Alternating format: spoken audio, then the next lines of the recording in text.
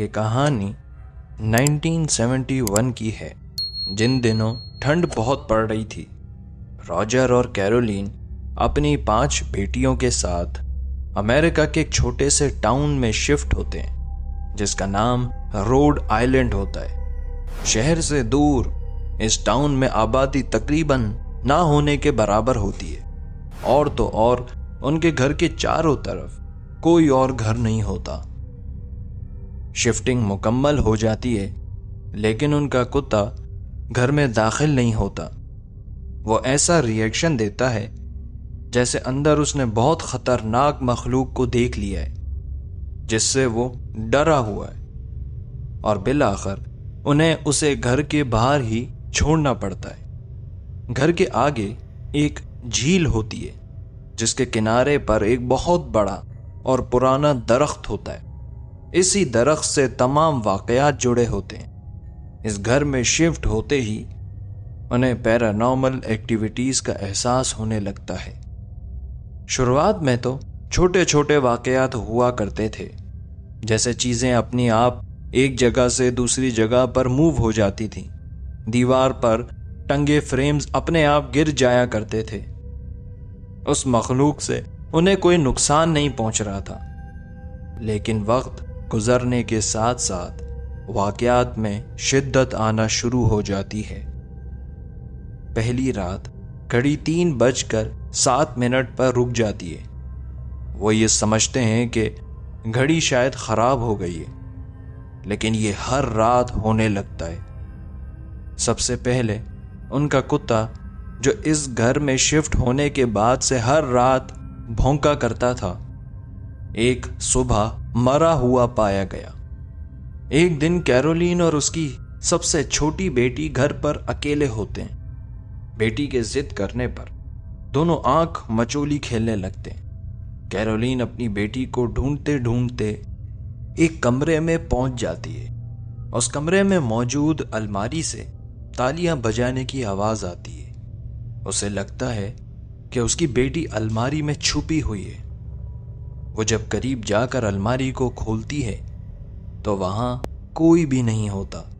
وہ جیسے ہی آنکھوں سے پٹی ہٹاتی ہے تو اسی لمحے اس کی بیٹی کمرے میں داخل ہوتی ہے، جس پر اسے کافی حیرانی ہوتی ہے۔ ایک رات جب سب بچے سو رہے تھے، تبھی ان کی تیسری بیٹی کا کوئی پیر زور سے کھینچتا ہے۔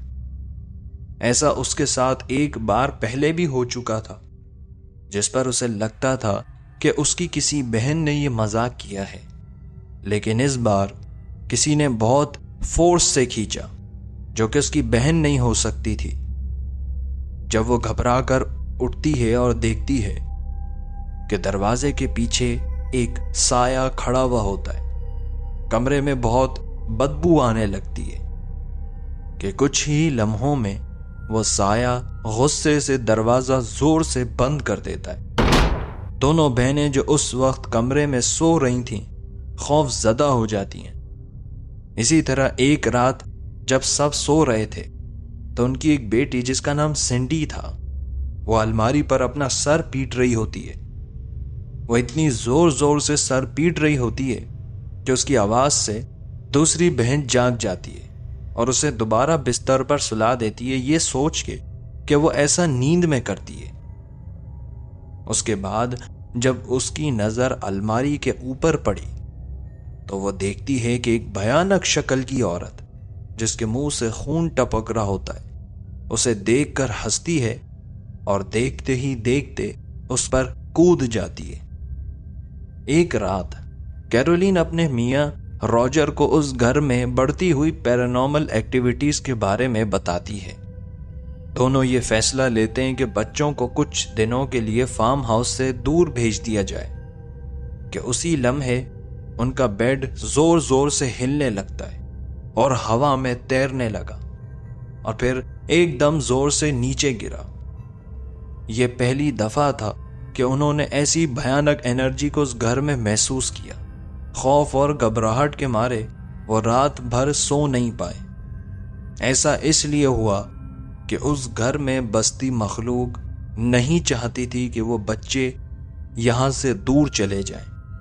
उस हादसे के बाद से कैरोलीन की हालत दिन ब दिन बिगड़ती जा रही थी। वो जब भी कुछ लिखने के लिए पेन उठाती तो उसी पेन को अपने हाथ में चुभाती, जिससे मुसलसल उसका खून निकलता रहता।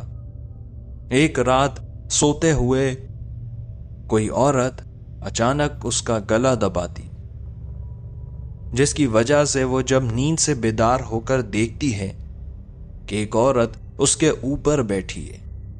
ये वो रात थी जब वो औरत उसके जिस्म को अपने कंट्रोल में कर लेती है। उसके बाद से मामला बहुत खतरनाक हो जाते हैं। वो अपने ही बच्चों पर जुल्म करने लगती है, उनके बालों को जड़ों से पकड़कर खाया करती थी। उस जमाने में वॉरेन्स अपनी पैरानॉर्मल रिसर्च के हवाले से काफी मशहूर थे। रॉजर ने उनकी मदद लेने का फैसला कर लिया। जब वॉरेन्स उस घर में दाखिल हुए और रिसर्च की तो पता लगा कि बेथशेबा नामी एक औरत कैरोलीन के जिस्म को कंट्रोल कर रही है। वो औरत कैरोलीन को रात भर चोट पहुंचाती, उसे घसीटते हुए तह खाने तक ले जाती। ये बेथशेबा दिखने में बहुत ज्यादा डरावनी थी। इसका सर गले की एक जानिब झुका हुआ था, जैसे किसी ने उसकी गर्दन मरोड़ कर तोड़ दी हो। जब वॉरेन्स ने बेथशेबा के माजी को जानने की कोशिश की तो उन्हें पता लगा कि 1812 में वो इसी टाउन में पैदा हुई थी जहां ये फैमिली शिफ्ट हुई है। बेथशेबा अपनी जिंदगी में शैतानी रसूमात में मुलव्विस होती है। वह अपने ही बच्चों को मारकर शैतान के हवाले किया करती थी, शैतान को खुश किया करती थी। उसके बच्चे बचपन में ही पुरअसरार तौर पर बेदर्दी से कत्ल हुए हुए पाए गए थे, जिसमें से एक बच्ची को सुई चुभाकर मारा गया था। 1850 में एक सुबह बेथशेबा दरख्त से लटकी हुई पाई गई, यानी उसे फांसी लगी हुई थी। यह कोई नहीं जानता कि ऐसा उसने खुद किया या किसी और ने, लेकिन उसे जिस दरख्त से फांसी लगी हुई थी ये वही दरख्त होता है जो उस फैमिली के घर के सामने झील के किनारे मौजूद था। वॉरेन्स उस फार्म हाउस को बेथशेबा और दूसरे जिन भूतों से निजात दिलाने में नाकाम साबित होते हैं। उन्होंने रॉजर्स को यह मशवरा दिया कि वो इस टाउन को छोड़ दें, लेकिन रॉजर्स ने इस बात को मानने से साफ इनकार कर दिया, क्योंकि उनकी फाइनेंशियल कंडीशन इतनी खस्ता थी कि वो यहां से कहीं और शिफ्ट होना अफोर्ड नहीं कर सकते थे। आखिरकार पेरोन फैमिली 200 एकड़ पर फैले इस टाउन में इन वहशी जिन भूतों के साथ तकरीबन 10 साल रहे और जून 1980 में वो वहां से शिफ्ट हो जाते हैं। लेकिन बेथशेबा नामी बदरू हमेशा उनके साथ रहती है और जिंदगी भर उन्हें हॉन्ट करती रहती है, उन्हें चोट पहुंचाती रहती है। ये थी द कॉन्जरिंग की हकीकी कहानी और हकीकी वाकयात। ये कहानी मैंने आपको बहुत प्रिसाइज करके सुनाई है, वरना पेरोन फैमिली को बेथशेबा ने इतना टॉर्चर किया था, इतने खौफनाक वाकयात हुए थे कि जिसकी कोई मिसाल नहीं मिलती।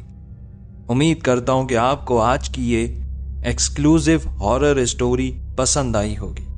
अगर ये एपिसोड आपको पसंद आई है तो इसे लाइक करके चैनल को सब्सक्राइब कर लें और साथ ही बेल आइकन को प्रेस करके ऑल नोटिफिकेशंस पर सेट कर दें। साथ साथ अपने दोस्तों के साथ भी शेयर करें